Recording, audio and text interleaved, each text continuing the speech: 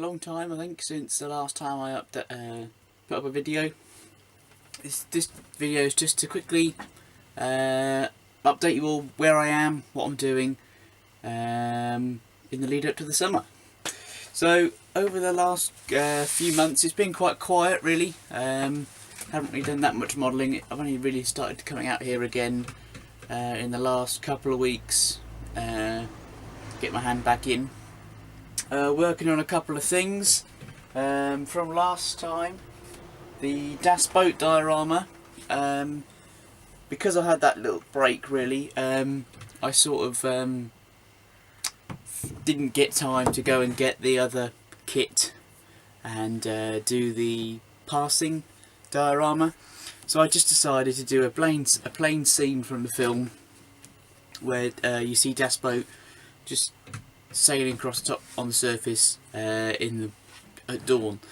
So this is how the diorama has turned out so far. So it's just a piece of MDF with some wooden edge which I've put together. I've built up the base with thin cardboard to give it the height, get it to the correct height. Sealed that all in with PVA glue. Then put some more cardboard around the edge just to lift the water level up to about the right height.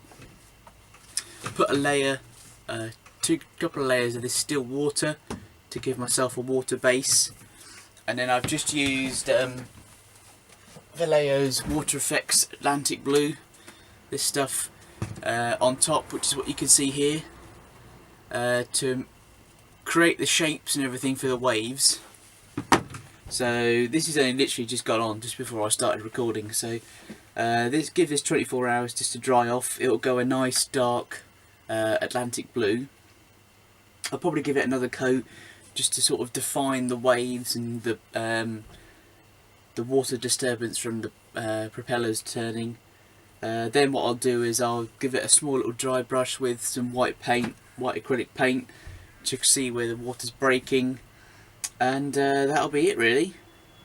Then what I'll do is I'll just sand down these wooden edges again and paint the entire thing black, and that'll be the little Das Boat diorama finish. So it hasn't turned out too bad. It hasn't, obviously it's not exactly what I wanted to do in the first place, but this is what it is. I'm quite happy with the results so far. So that's that. Next up, I can't remember if I showed you this or not, but this is the Focke-Wulf 190 D1. No, so D9, sorry, from Hobby Boss. Last time you saw this, I think, I might be wrong, but it was just in plastic. But I think it was just after a couple of weeks following the last video, I painted her up, so she's got RLM 75, 74, 75, 76 all over. She's all been painted, weathered, post shaded, deckled and flat coated. So really the painting and the weathering and everything is all done. All it's waiting for now is just for all the little bits like the gear doors and everything to be painted, and I have to redo the canopy because unfortunately when I was unmasking it, I cracked it, but good thing I had managed to get hold of a spare. So it's literally just doing the final bits on this, but it's sort of just hit a natural barrier. I've just sort of put it down and given it another rest. But I'm quite happy with how that's turning out, so that's that.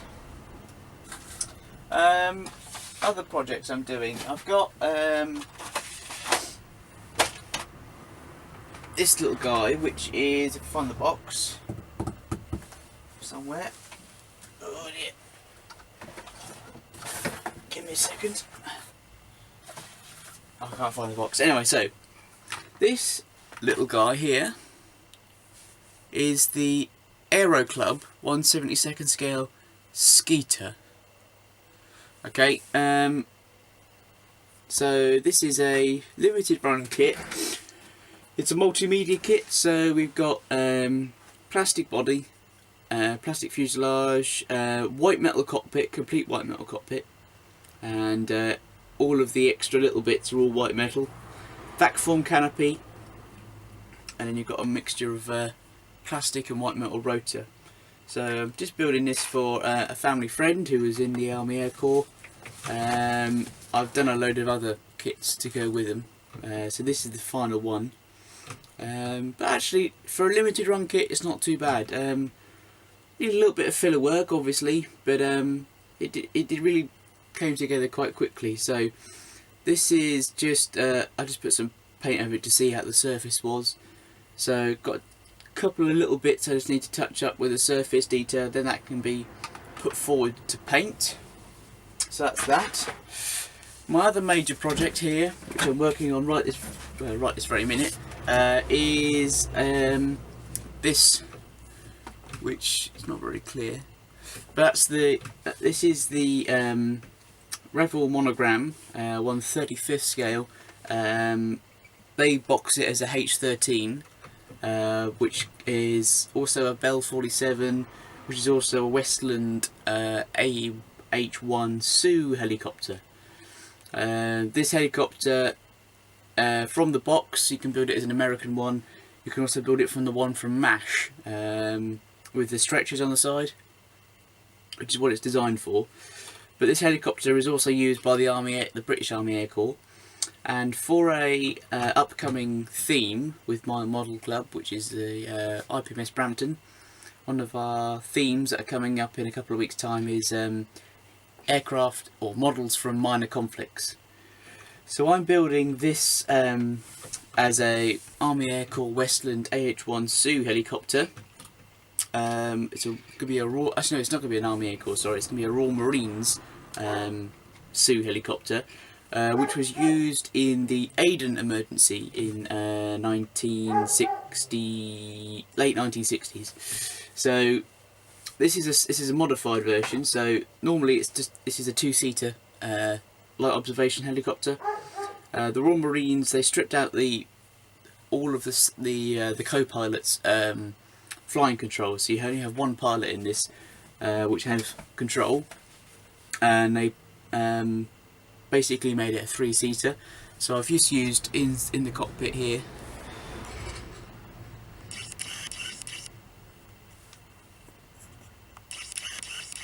come on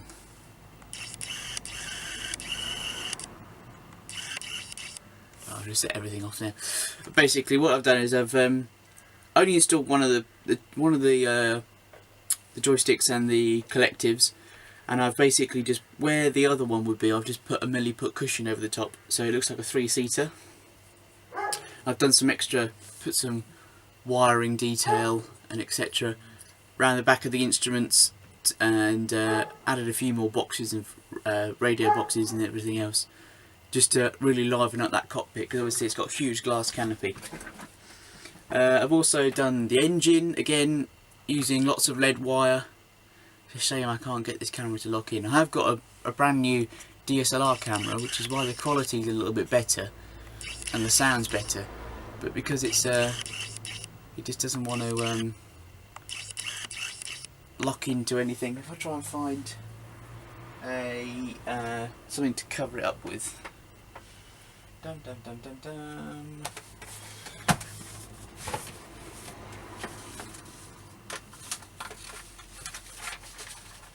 Oh, come on. Okay. Let's try this one for size.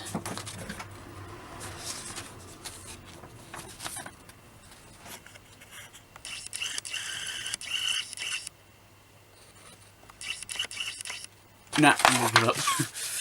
Okay, so what I've done is just put the plastic engine together and just give it a lot of wiring and plumbing for the electrics and for the hydraulics and everything else like that. But basically the main conversion is, if you can see this little white loop here, basically what they've done is this is an extra fitting for a general purpose machine gun. So that's what I'm doing. So I've built this, I found the period photograph, and I'm recreating the gun mount for the GPMG. So with all the pieces and everything, and I was going to try and do this kit as an Army Air Corps version anyway, But the kit only comes with this canopy, this single piece, and doesn't come with the doors that you normally find on an Army Air Corps version that you see in the UK. So I had to find one, an Army Air Corps one that didn't have doors, and luckily this didn't, because obviously the heat of the African sun meant that actually the pilots, when they were flying, got very, very hot, so they took the doors off as an addition. So what I've done is I've pinched it's quite a crudely moulded GPMG from Trumpeter's 135th AS90 kit, because that's the only one I could find at such short notice. Because I didn't really want to. The only GPMG I could find in resin was on by Accurate Armour, and it was £10. And I, because the GPMG was converted, it had all the butt taken off it, and it had a special fitting so it could fit onto the homemade holder. It basically meant I would have spent £10 on a nice resin GPMG and then ripped it to pieces. So what I'm going to do is I've just taken out this one, and I'm going to fit that on, and I'll buy the Accurate Armour one for the AS90, because that stays solid in the on the kit. So that's that. So it's quite a hefty size kit. But yeah, it's coming on quite nicely. So the theme's in a couple of weeks' time, so I've got to push on with that one and get that finished. That's those two, and then it's that time of the year again. So the Air Cadet modelling competition has been announced. It's this kit here. It's the Revell 1/72 scale Sopwith Camel. So I've got to do two of these, one for an individual, like I did with the Chipmunks last year. So I'll do one on its own and one in the diorama. Okay, so for the diorama, which I've already started, I have this huge base, which I've put together. Okay, so this got this quite large base here. Okay, so I'll put the scene is this is a German trench, okay, with an observation balloon, which the Germans use for spotting artillery, and the sole task of the Sopwith Camel is to destroy the observation balloon. So that's exactly what he does. So I'm going to have a German trench with some soldiers in. I've used polystyrene to create highs and lows, so I can create impact craters from artillery shells. And I'm going to have the observation balloon, which I have, which is actually, luckily, it's here. So this is the observation balloon. So this is part of the strengthening beams. So I found a PDF online of a paper observation balloon, because I couldn't find any vac form ones or plastic ones. So I'm having a couple of hours a day or so cutting out these paper ones, strengthening them with some thin cardboard, and then putting it together. So it's going to be quite a hefty size once it's finished. So I have the observation balloon here, and the camel coming in to attack. So that's that really. So it takes up quite a bit of time. The base came together quite quickly, I think, but yeah, I've got to do a lot of paper mache and all that kind of good stuff. So that's that. Have I bought anything since last time we met? I did. I was given I was given a kit. First Hasegawa kit I've had, which is this one, which is the Nakajima B5N12 Type 97 Carrier Attack Bomber KT model 13. So this is a Japanese torpedo bomber, which is a very nice kit, I will say. Nice detail on it. And I've also got quite a lot of new equipment and bits and pieces from a member of florymodels.co.uk who was giving up the hobby, decided to give up, and asked for he asked Phil, the owner, for a recommendation for somebody to take his stuff, because he didn't really want to sell it on eBay. And Phil very kindly nominated me, so thank you, Phil. So I had a nice pleasant 2-hour drive to near High Wycombe to pick up all of this great stuff. So I've managed to acquire myself 2 more airbrushes. Behind you, behind the camera, I've managed to acquire a extractor. So I've got the extractor set up.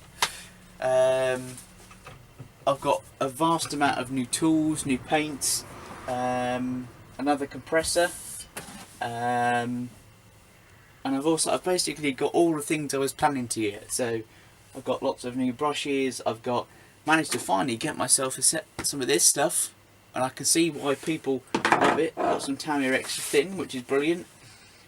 So yeah, I can't thank Mike enough. I can't thank Phil enough. So thank you very much. Thank you all again to all the new subscribers to the channel. I'm sorry I haven't had a chance to have a look at all of your channels and look at your videos. I'm really behind on everybody's videos. I've just sort of lost my mojo a little bit, I think, over the last couple of months. I've been doing other bits and pieces, but hopefully, fingers crossed, I will find a time to sit down and catch up with all the videos that I've missed. But apart from that, I think that's about it for everything here. So thank you very much to everyone who continues to support, comment and subscribe, and I look forward to seeing you again very, very soon. Thanks guys, bye.